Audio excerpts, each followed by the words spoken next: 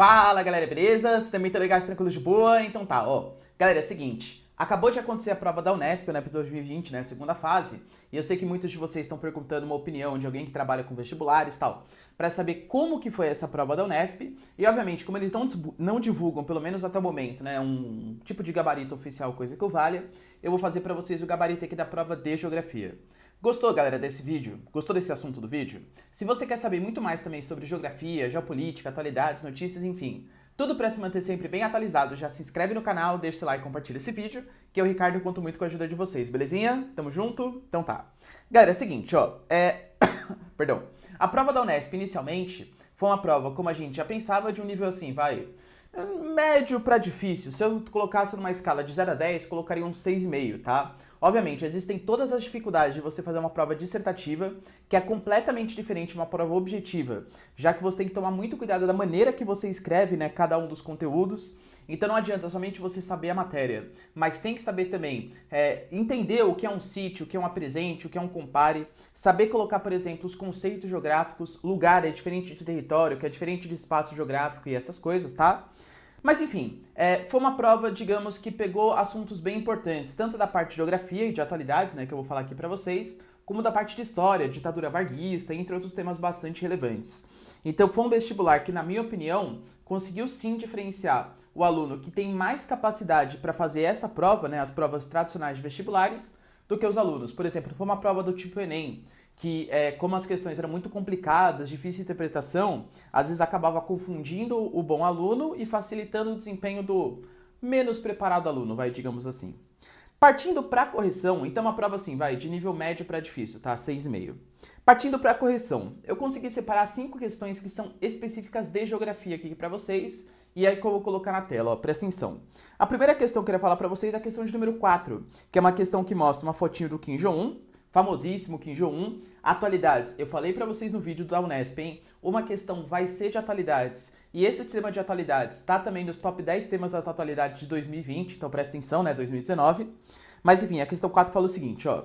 Kim Jong-un atravessou o paralelo 38 graus norte, né, que não falou aqui, que divide a Península Coreana às 9h28, nessa hora local de se guardar, e tornou o primeiro governante do norte a pisar no sul desde a Guerra da Coreia, em 1953. Lembrando que a Guerra das Coreias acontece de 1950 a 1953.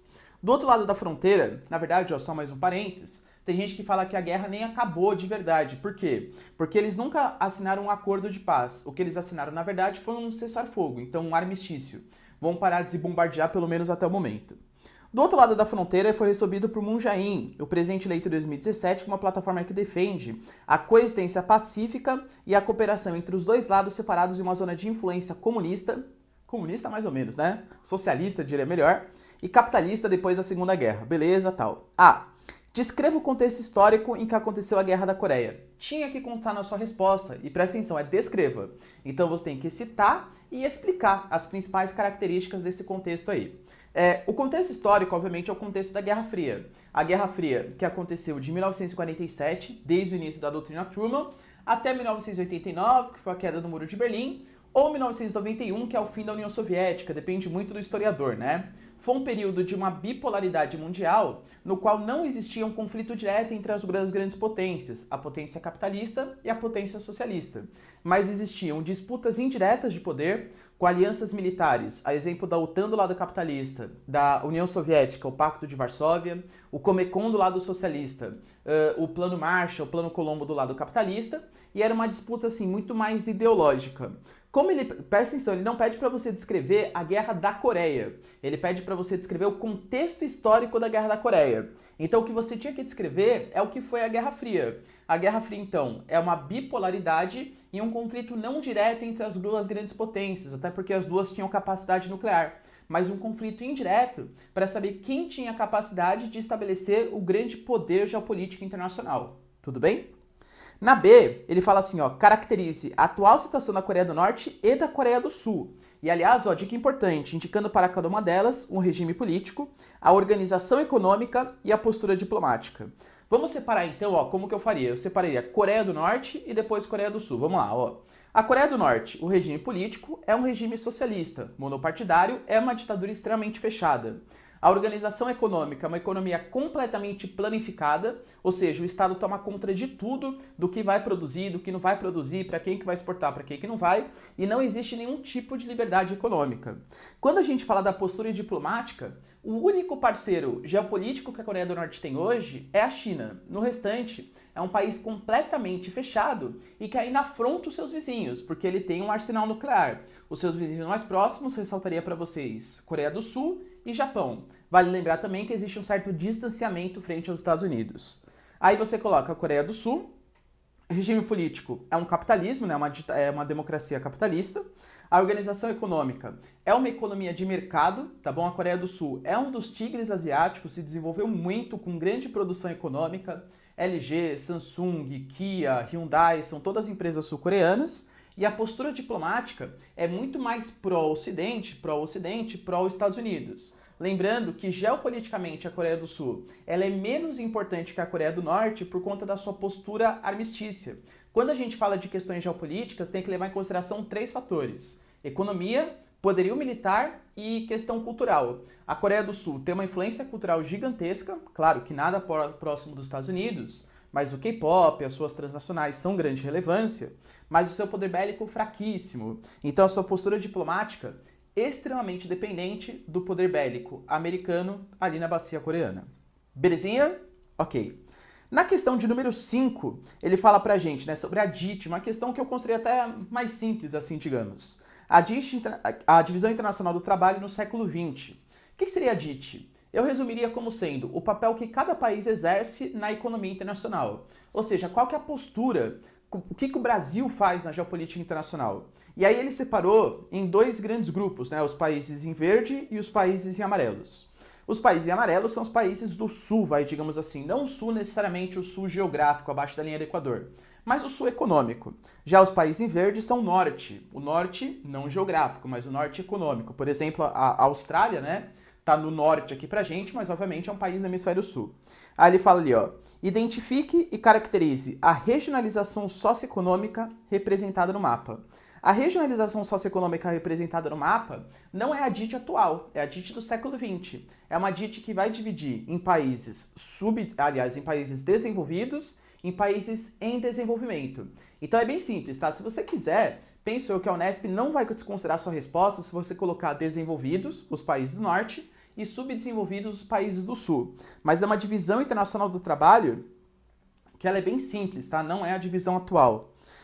E caracterize, a gente tem os países do norte como sendo os países de maior produção tecnológica, os países com os maiores IDHs, que representam a liderança da geopolítica internacional, enquanto os países subdesenvolvidos, ou os países em desenvolvimento, que é um termo melhor para se utilizar hoje em dia, são os países que são muito mais reprodutores de tecnologia e exportadores de commodities. Então a grande característica dessa divisão internacional do trabalho é que os países desenvolvidos exportam tecnologia e royalties, né? Exportam dinheiro, tecnologia, capitais, empréstimos para os países subdesenvolvidos, e os países subdesenvolvidos, em contrapartida, eles exportam produtos manufaturados, mas dos países desenvolvidos, e também exportam as suas commodities, produtos primários, tal como ferro, petróleo, soja e por aí vai.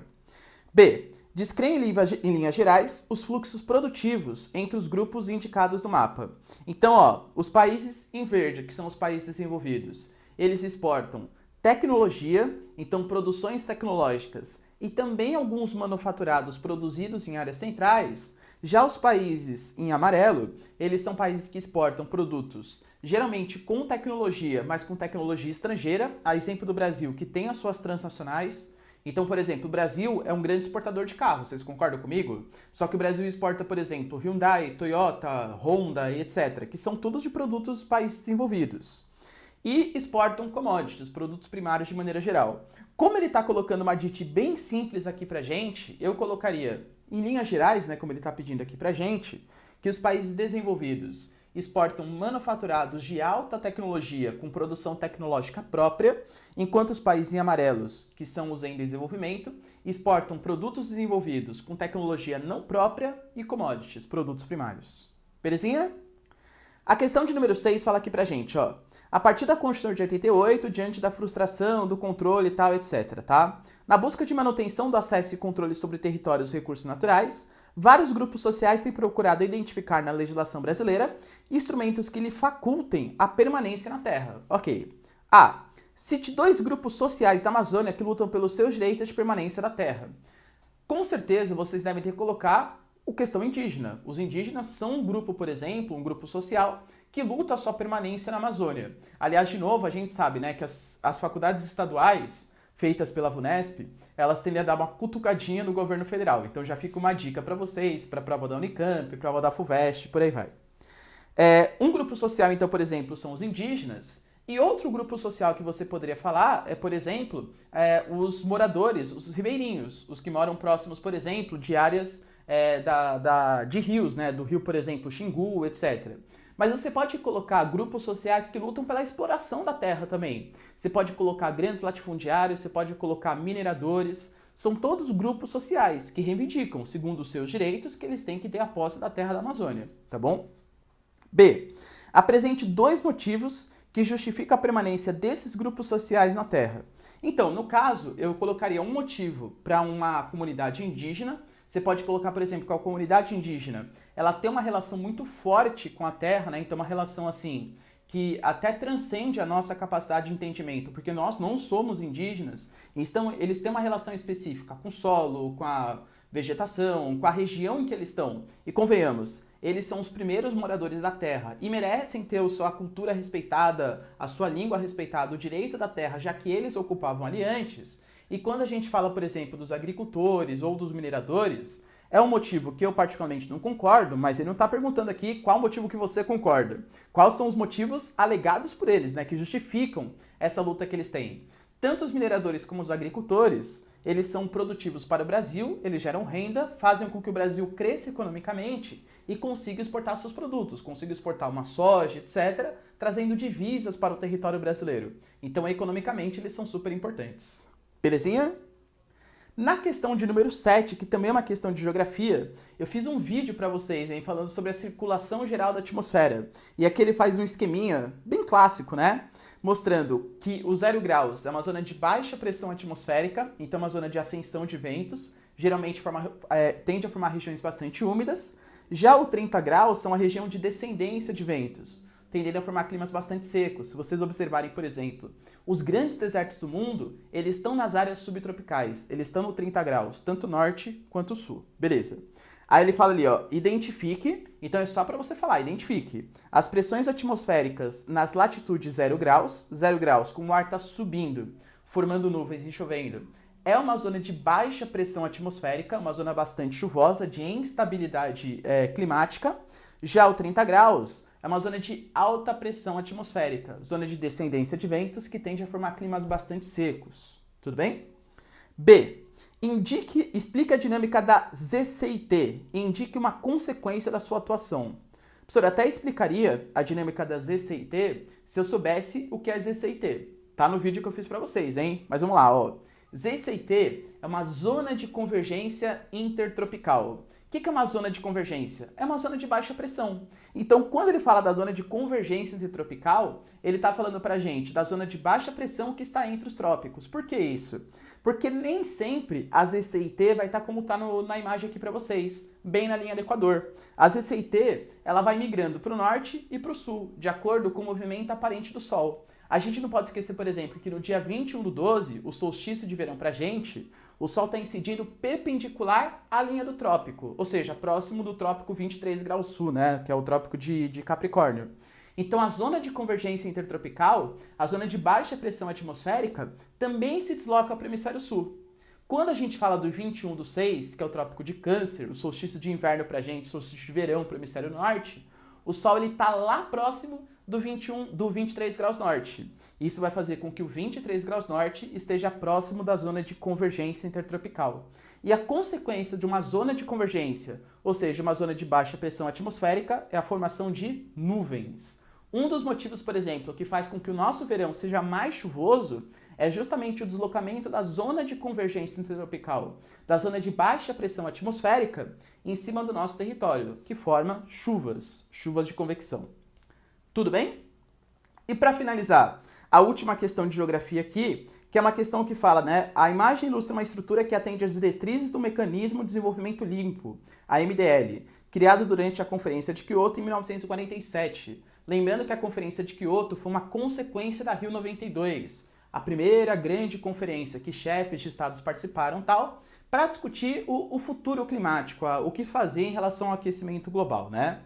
Daí ele mostra aqui um esqueminha que fala sobre a questão do lixo, né? Basicamente ele está falando pra gente, galera, de como a gente vai conseguir depositar um lixo e soterrar. Parece muito um esquema, por exemplo, de um aterro sanitário isso aqui, tá bom? Aí ele fala ali, ó, identifica a estrutura esquematizada, um aterro sanitário, e cite um dos gases liberados pelo percolado, ou seja, pelo que a gente está jogando lá. O gás que é liberado por esse aterro sanitário é o metano. Toda vez que você tem o depósito de matéria orgânica em alta pressão em decomposição, ele vai liberar metano. E se você não consegue captar esse metano ele vai para a atmosfera e contribui para o efeito estufa, para aquecimento global. Então, um aterro sanitário bem construído, o que ele faz? Ele capta esse metano e, se bem aproveitado, esse gás metano até pode ser queimado para virar, por exemplo, energia. Você queima, gera energia. Claro, libera CO2 para a atmosfera, mas o CO2 é menos pior do que o metano liberado diretamente para a atmosfera, tá bom?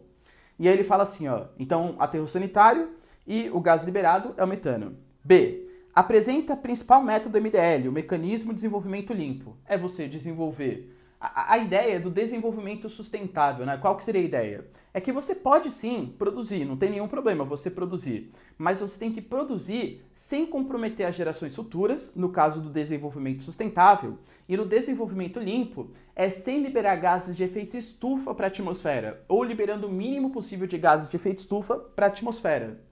E ele fala, né, cite outra medida, além da esquematizada, para alcançá-la. A gente pode falar, por exemplo, da utilização de energias limpas, a transformação da nossa matriz energética, não do Brasil, né, mas de maneira geral, de uma matriz energética que utiliza carvão mineral, petróleo, gás natural, para uma energia que utiliza, sei lá, energia eólica, hidrelétrica, que não que seja sem impactos ambientais, mas não libera gás de efeito estufa para a atmosfera se for bem construída. A gente pode falar da energia solar, maré motriz, geotérmica e por aí vai. Tudo bem, galera? Deu para entender? Essas aqui foram as 5 que eu identifiquei com mais questões de geografia assim, em atualidades. Gostaram da prova? Gostaram da correção? Deixa nos comentários aí qualquer dúvida que vocês tenham em relação a esse conteúdo da Unesp. E é isso aí, galera. Até o próximo vídeo. Espero muito que vocês tenham ido bem. Espero aqui o recall de vocês, né? A retomada, o que vocês acharam da prova. É isso aí. Beijos, abraços e